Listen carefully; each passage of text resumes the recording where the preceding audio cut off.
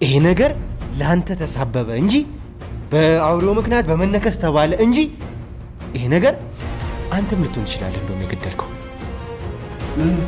ወንድምህን የገደልከው እንደውም አንተ ነህ። ከዚህ በላይ እንደውም ለወንድምህ ሞት አውሬው መነሻ ሆነ ወይም ደግሞ በአውሬው ተነከሰ ተባለ እንጂ የወንድምህ ገዳይ አንተ ራስህ።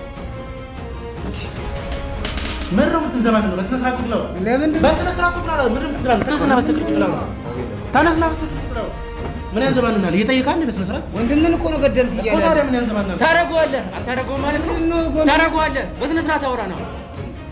እናንተ ስንት ነህ? በሰላም ስላወራህ ነው ወይ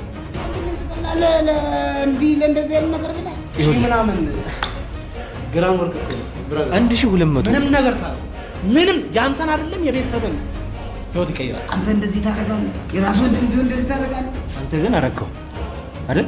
እኔ ነኝ ይሄን ማደርገው። ታደርገዋለህ፣ በደንብ ታደርገዋለህ።